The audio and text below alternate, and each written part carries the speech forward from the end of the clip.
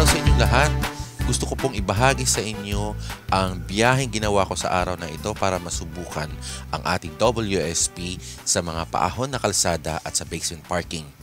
Meron po akong back ride sa biyaheng ito at kung pagsasamahin, umaabot siguro ng mga 140 kilograms kaming dalawa plus pa yung timbang ng WSP.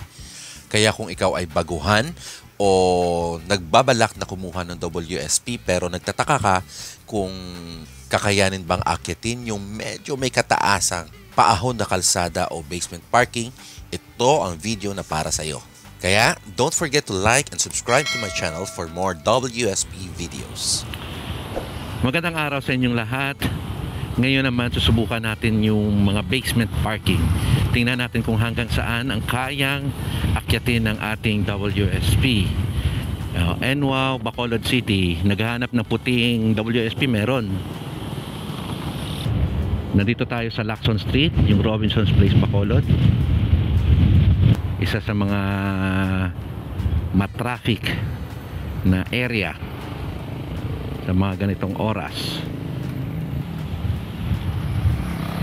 Yan, susubukan nating bumaba sa basement parking at tapos aakyatin natin yan ulit.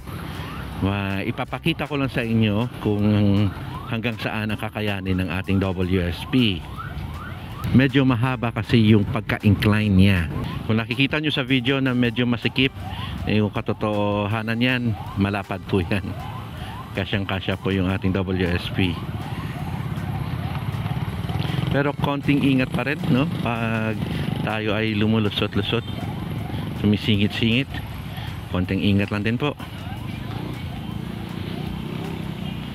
Lalo na itong ating mga jeep, tricycle, taxi, minsan hindi rin gumagamit ng side mirror. Ito na po yung ating City Mall. So puntahan natin yung kanilang basement parking. Bago tayo magpatuloy, gusto ko lamang i-shoutout yung mga bago nating subscribers at yung mga nag-comment sa ating previous videos.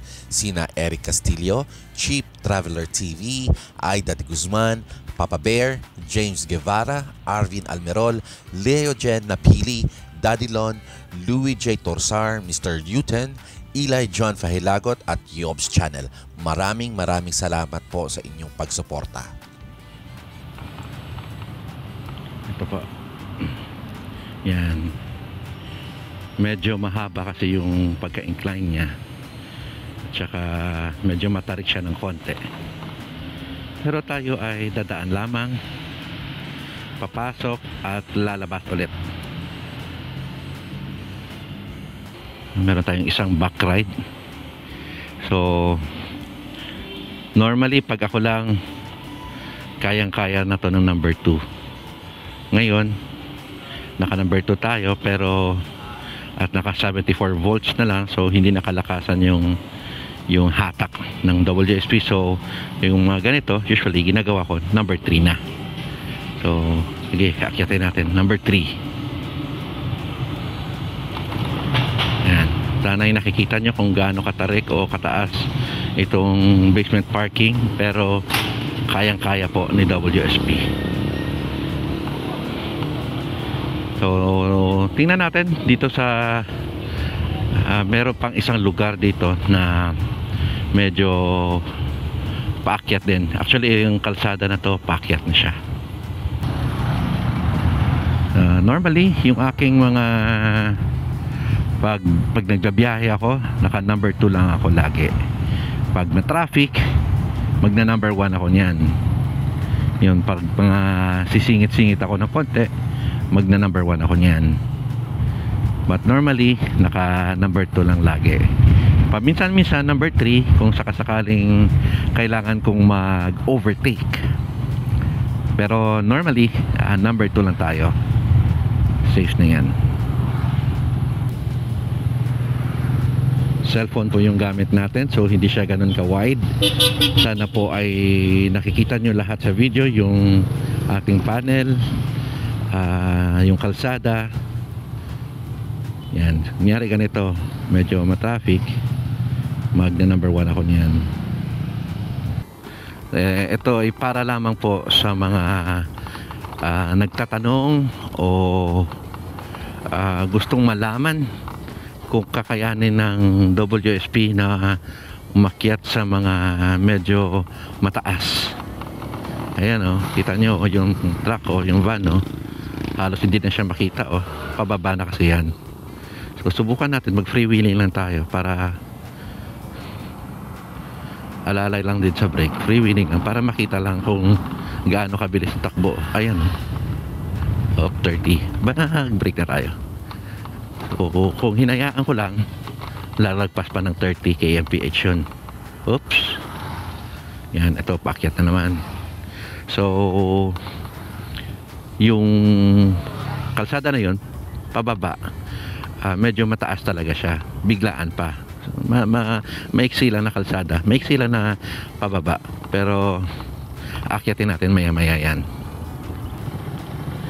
So tingnan natin dito. So kita nyo naman, pababa ako, naka freewheeling lang, umabot siya ng 30 kph. Kaso nag brake na ako kasi hindi pantay yung kalsada ang galing ng gumawa hindi na lang pinantay So mag overtake kaya tayo dito kasi mahirap doon yung kalsada na paakyat may tricycle pala. Paunahin natin sila, hindi natin kayang habulin ng mga yan.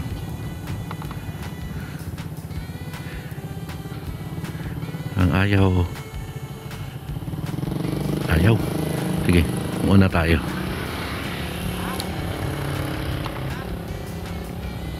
Yan, punahin natin mga tricycle. Yan, baka number 2 tayo o mag number 3 na lang tayo para sure. Ayan taas kita nyo, mataas.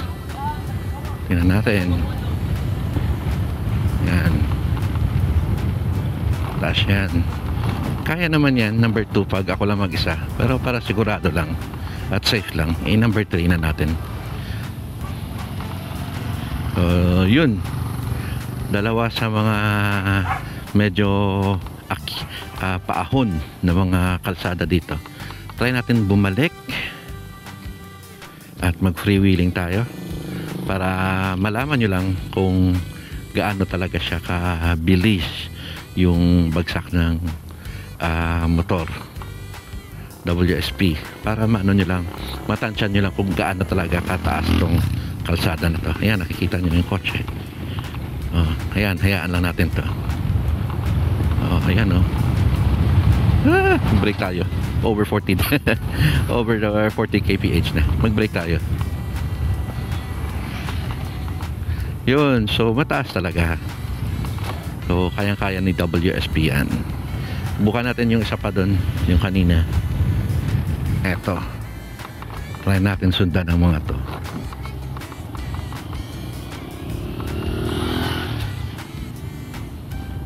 So inakyat natin kanina itong mga to. Yan.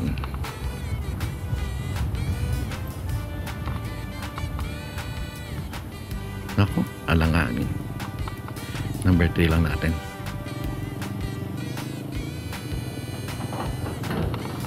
Yan, akyatin yan. Ito yung kanina, bumagsak tayo ng more than 30 kph. Ito, inaakyat natin ngayon, pero naka number 3. Para safe lang kasi meron akong back ride. Pag ako lang mag-isa, normally, kakayanin naman yan ng number 2. So, ayan. Kayang-kaya po ng ating WSP yung mga paahon na kahit na may kataasan, kakayanin po. So hanggang dito na lang muna. Maraming salamat at maggagawa pa tayo ng iba pang mga video sa susunod. So hanggang dito na lang muna. Maraming salamat.